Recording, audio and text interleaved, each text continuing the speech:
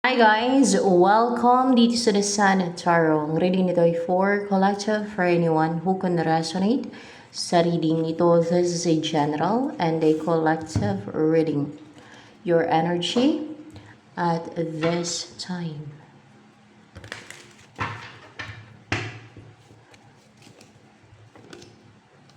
Wow, harvest. Maging abundant yung buhay mo. Magkakaroon ng bunga yung mga pinaghirapan mo. Maging fruitful yung life mo. At mag-uumpisa na maging ganito yung buhay mo. Harvest. Oo, mag-uumpisa na maging ganyan yung buhay mo. Ayan. Masaya ka, contented, happy. At kung wala ka pang asawa, for sure, magkaroon ka na ng asawa. Pero, babae, lalaki. At possible magtanim kayo ng person mo. Walang masama doon, hindi yun cheap ha. Masaya ang magtanim, no? Or kung ano man, kung magninegosyo man kayo, kung may business kayo, ay masagana yung income ninyo. Kung nagtatanim kayo, ay masagana yung harvest. Ganun. Pero kasi mga tao na parang nachipan yung hanap buhay pagtatanim. Hindi yun cheap guys. Galing sa hard work yun. At masaya, no? Mamitas ng gulay, prutas, no? Sarap sa pakiramdam. So fulfilling. Ayan naman si Bunjing. Natahindihan mo talaga. Sige na.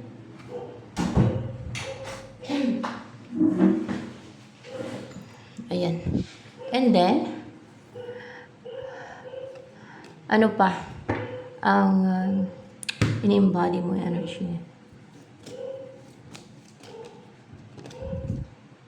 Wow! Blue dragon, guys. Truth. Kasi color blue. Freedom. Strength. Yun ang parang in-embody mo energy. Truth. Freedom. Strength. Power. Authority. You are courageous to speak the truth, to share the truth, to tell the truth. O you offer freedom. Pwede din kasi parang nagaganyan yung dragon dito. Or you are free. Are you free? Nagkaroon ka ng total freedom? Yeah. You are free from all the deceits and schemes and binds, chains, and bandages. Yun. Karoon ka ng total freedom from all of that. From the deceit and schemes of others. Mga ganun. From illusions. Illusion na kinreate ng mga enemies sa mind mo. Oh, wag na maingay. Ay, shush. Natulog ka na doon, oh. Yan, guys. Clarification naman. Yan. And then,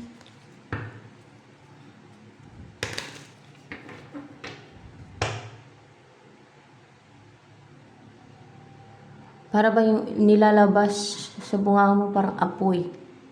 Ano yun? Nakakapaso? Nakakapaso. Kasi parang apoy eh. Ma-repel yung mga demonyo. Tingnan natin. Napasok sila guys. Napasok sila yung mga demonyo guys.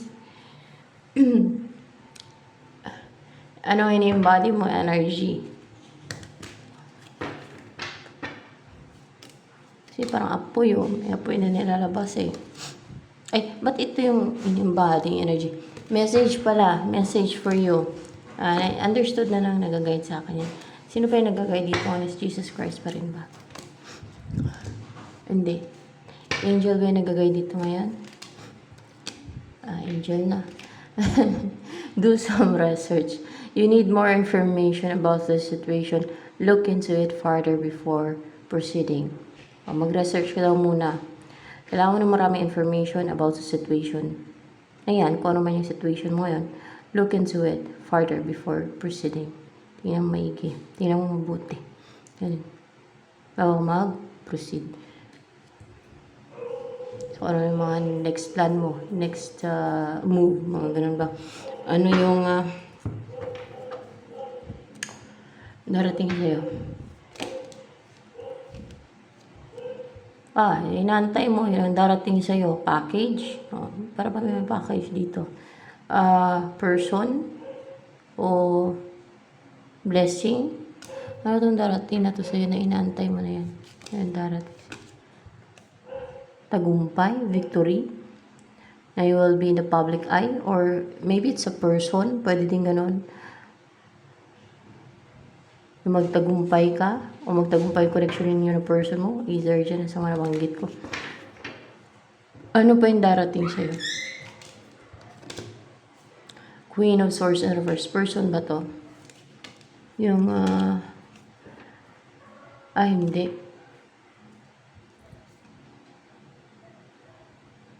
Hindi yan person.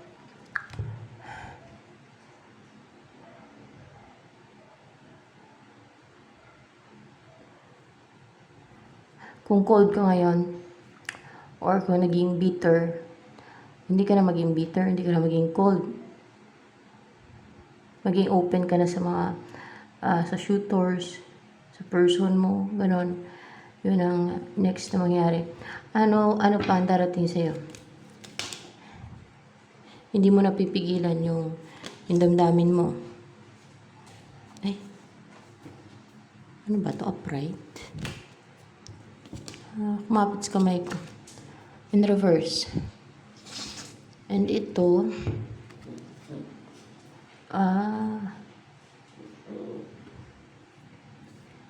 person ba tong 6 of Pentacles na yan? Person. Hindi siya person.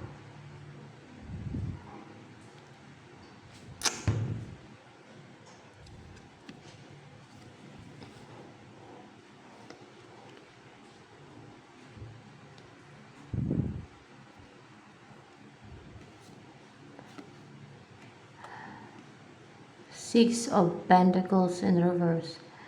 Someone, hindi siya person eh. Magiging ano ka na eh, kung receive ka ng receive ng mga negativities, yung ginagawa ng iba, ano, ng mga scheme deceit, yung mga sinesend nila sa'yo. Hindi mo na ma-receive yun ngayon. Hindi mo na tatanggapin. Ganon. Or kung naging masyado ka generous, ay kumbaga kung bigay ka ng bigay, tapos yung iba take ng take, o yung person may take ng take, hindi ka na ganon ngayon. No?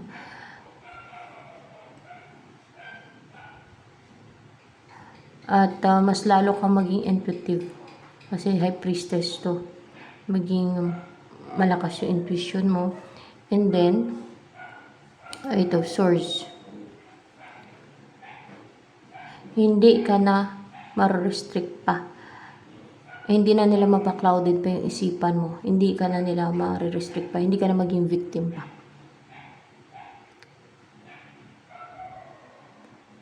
Yan. Freedom. Total freedom. Actually, nag-umpisa na magkaroon ka ng total freedom now. No? Complete freedom. Sabihin natin, complete and total freedom. Or total freedom. Ano pa ang darating sa'yo? Upright pa yung standing stone. Parang in reverse. Parang palang pa eh. One more. Ano ba ito na standing stone? Upright ba yan? Upright no yan.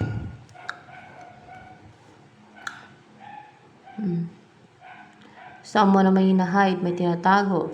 Someone na selfish. Someone na actually harm none. So ibig sabihin hindi siya magalaw, no? Hindi siya ma-harm, no? protektado. Meron pang print. Siguro print or fingerprint ni Jesus Christ ba yan? Fingerprint ni Jesus Christ. Ay. Ano ba yun? Parang hindi. Hindi ata. Ewan ko. Basta may fingerprint siya. Tumalsik. Hindi mo na tingnan agad. Basta may fingerprint. So, ibig sabihin may tatak siya na hindi pwedeng magalaw, hindi pwedeng i-harm, no? Hindi pwedeng pakialaman yung tao na yan ng evil forces. Kasi ibig sabihin may nakalaan dyan sa person na yan. Okay? O nag-heal siya ngayon. Pwede din ganon. Kaya harm none, no? Parang ano to eh, parang justice card din eh. Na pag tinry nilang i-harm ay silang ma-harm, pwedeng ganon, kaya harm none, no? Hindi pwedeng i-harm yung tao na yan kasi hindi nila ma-harm kasi protektado. At baka babaldik pa sa kanila yung harm na yon sa kanila papasok. Ano pa ang tungkol dito sa the standing stone na to, sa person na to na darating sa'yo? Person ba itong darating sa'yo?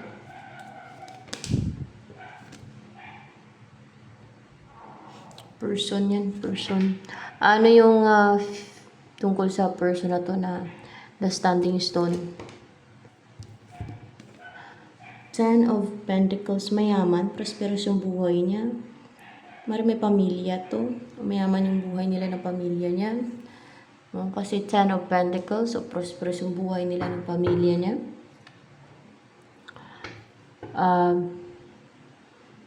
Anong intention sa'yo? Ay, kilala ka na ba nito? Ni person na yan na standing stone yung energy niya ngayon.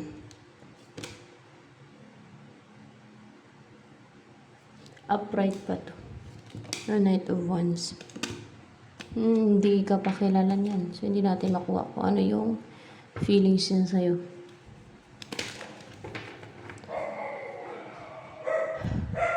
Pero may pamilya. Ano ang dahilan bakit darating sa'yo sila standing stone?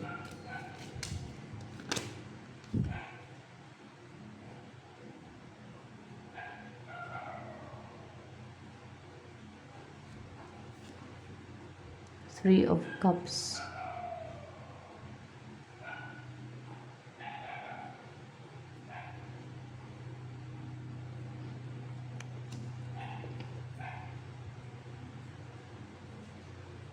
Magkaroon ng celebration. O maging friend mo siya. Ganun. Meron kayong gagawin together. Or there is a reunion na mangyayari. Pero hindi ka pa niya kilala, okay? Baka maging kaibigan mo yan siya. At magtutulungan kayo, ayan. Ano ang dahilan bakit darating si the standing stone na person or Seven of Swords energy niya? Tutulungan ka niya? Tutulungan ka niya. Tutulungan ka niya na mag-decide. Kasi Two of Swords, yes, tutulungan ka niya mag-decide. Mag-decide. Kung atras ba, bante, o kaliwa kanan, o ano yung gagawin. Baka nahirapan ka mag-desisyon.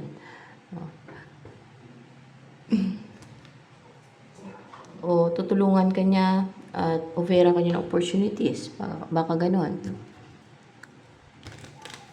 At siya yung mag-guide sa'yo kung ano yung tamang opportunity for you. Kung saan ka magsasucceed. Mga ganon pa. Ano pa yung darating sa'yo?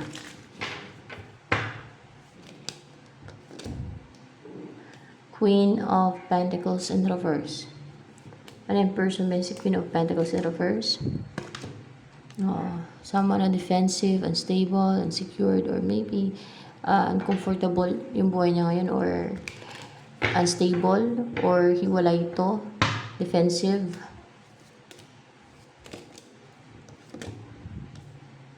Cold siya, parang vicious.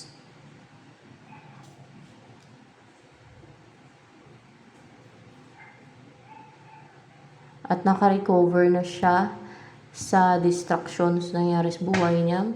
Natigil yung mga distractions nangyari sa buhay niya. Ano ba yun? Ano ba to? Past person ba yan si Queen of Pentacles in reverse?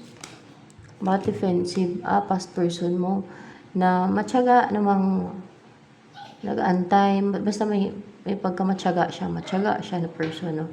Matyaga sa mga ginagawa niya, or matyaga to na nag-antay kung kailan magkaroon ng another chance sa inyong dalawa. Ganun ang kanyang energy, matyaga. At may pag-aantay. Matyaga sa ginagawa niya, sa trabaho niya. Ano yung feeling sa'yo ni Queen of Pentacles in reverse na yun? Parang cold nga lang siya. The Holy King. Pinapairal niya yung wisdom, guys. Na parang nag-i-understanding. Kasi holy, di ba? Holy. Oh. And instead na maging bitter siya dahil past person ka niya, lalo kung may conflict na nangyari sa inyo, ay pinapairal niya understanding. Yung maging maunawain. Kasi parang maunawain, parang alam yung holy, no? Parang ano yan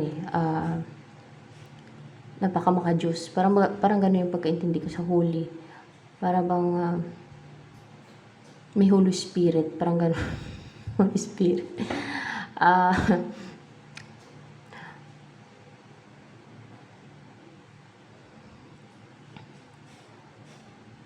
Para bang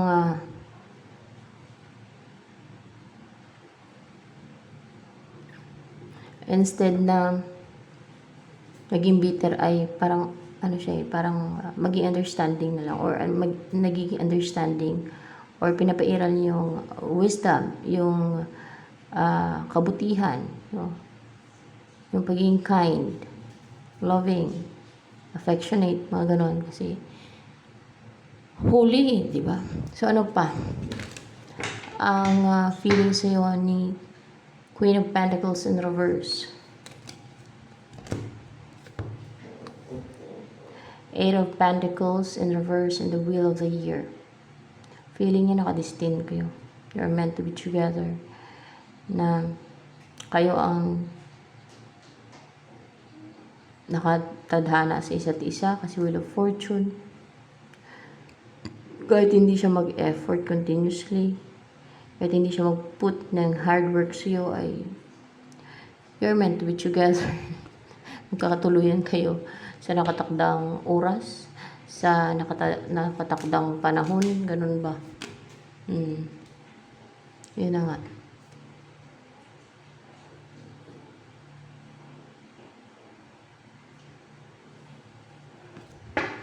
Ano pa ang iniisip ngayon ni Queen of Pentacles in reverse na yan? Ang iniisip niya, ang mag-offer sa'yo ng cup of love, yan ang iniisip niya. O suyuin ka niya, ang kontakin ka niya, pursue ka niya, ganon. Iniisip niya na kahit na hindi siya mag-effort ng todo sa'yo, no?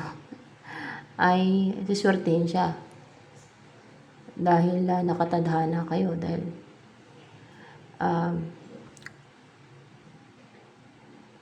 nakadestin kayo, nakatadhana.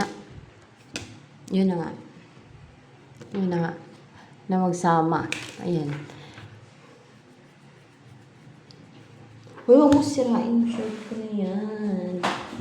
Bata nga, ito na yan. Oo, nataktayan na ako.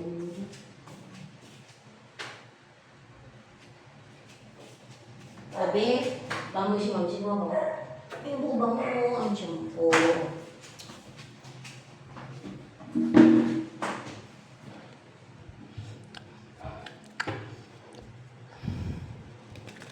Ano pa, iniisip ngayon na gagawin ni Queen of Pentacles in reverse towards you. Ang mag-take talaga ng action, guys. Ang maging passionate, driven, positive, active, na mag-take ng action sa'yo.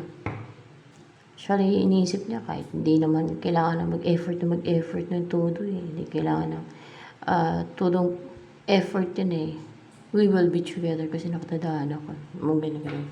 Ganun yung nasa isipan niya.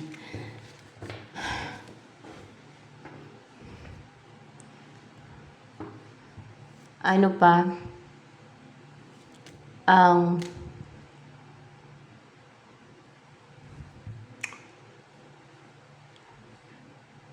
gusto sabihin sa'yo ni Queen of Pentacles in reverse niya na person.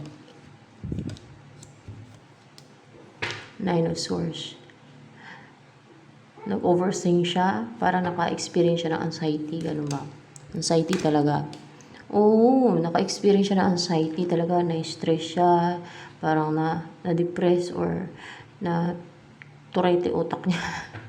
Nag-overthink, parang naka-experience ng anxiety. Yan. Kakaisip sa'yo, situation nyo sa'yo, o kakaisip sa'yo. Dahil gusto niyang mag-usap kayo, yung magtulungan, yung magkaroon ng collaboration sa inyo, pagtutulungan, or meron kang i-build. Ano yung iniisip niya, yung you will work as a team, or you will work as a team, you will work as a team. So may mga vinivision na siya. Iba yung vision na parang panaginip na sinasabi kong vision ha, na ginagamitan ng intuition, na parang basta pag malakas daw intuition mo, nagkaka-vision ka. Basta ganon. Iba naman yung vision na yan. Yung parang ini-imagine niya. Ganon ang pagka-vision ba? Parang ini-imagine niya. Itong sa kanya ha. Parang vini-vision o parang ini-imagine ito ha. Iba yung vision na sinabi ko na parang panaginip siya or na-translate. Magkaiba yun. No? Ito parang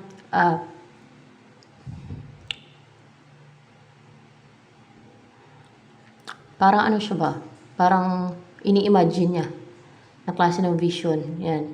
Parang vini-vision niya na parang ini-imagine niya na klase ng pag-vision ba? Parang ini-imagine niya. Ito ha, yun sa kanya ha.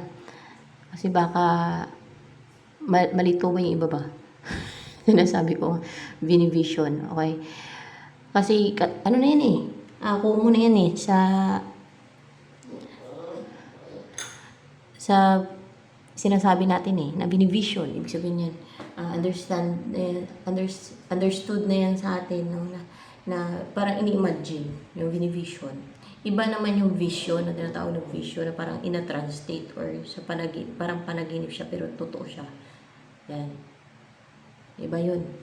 Ito naman, parang ini-imagine niya na nagtutulungan kayo or may teamwork, ganun ba? You will work as a team. You will build a family or maybe company together or business. Basta you will work as a team or you will build a family. Pwedeng ganun. You will build, yes, you will build a family. Yes, pero clarified by 8 of Cups. Siguro yung lalayuan na ninyo yung sadness, yung lahat ng hardships, no? And then you will be happy na together. Bagong buhay, bagong pag-asa. Ano yung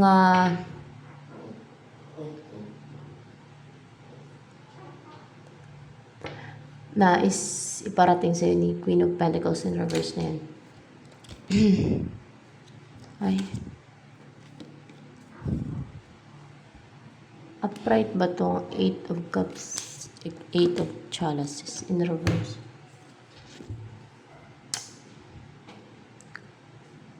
Babalik siya.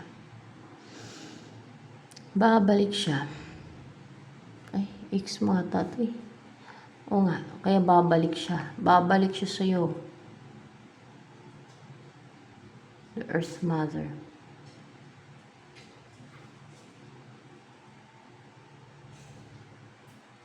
Bakit ganito in reverse?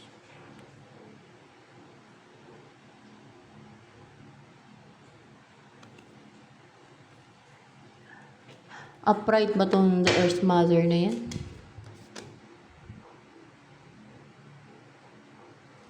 One more. Upright ba yung the Earth Mother?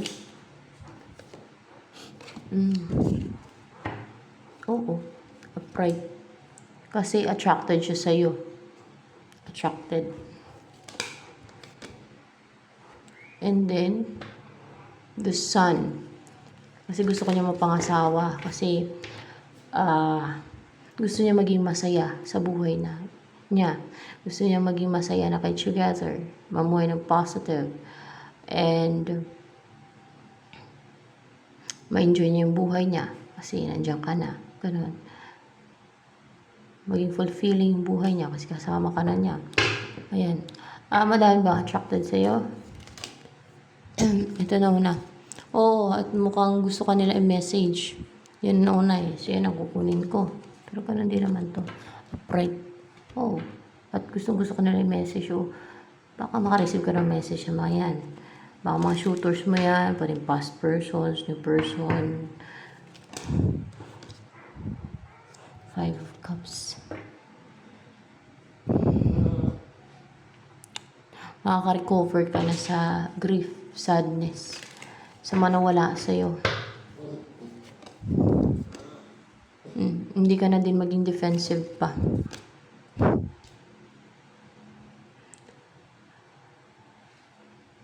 Para maging active ka na sa, hindi ka na mag-hold back pa na makipag-communicate. Yung makipag-usap. Kunwari, kung may mag-message sa'yo, hindi ka na mag-hold back na mag-reply, ganun. O kung may tatawag sa'yo, hindi ka na mag-hold back na sagutin yun, ganun. And, anong next na mangyari sa buhay mo niyan? Siddhi. Upright mo yung Siddhi. In reverse. Hindi ka na titira sa parang burol or parang bang hindi siya flat na lugar kasi parang sa maburol ito o ilalim ng burol. Parang ganun. So, hindi ka na titira sa ganung place. May pagbabago, may transition sa buhay mo.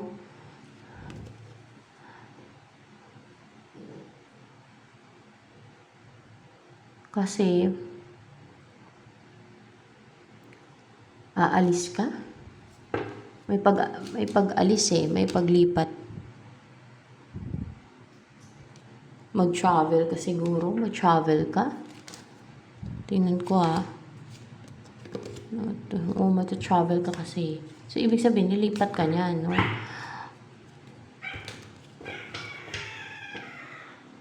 Lilipat ka for sure. Mag-travel ka. Ganun. Lilipat ka niyan.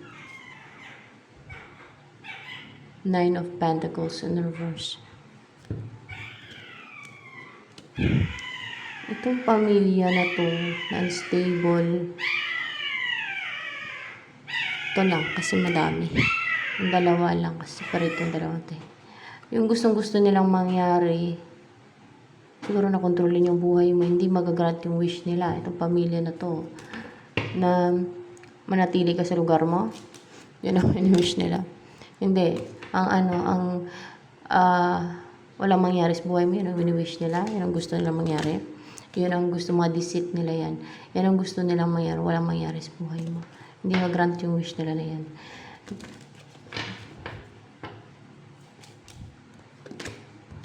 Deceit, scheme nila. Pero magtatagumpay ka sa lahat ng mga deceit at scheme nila.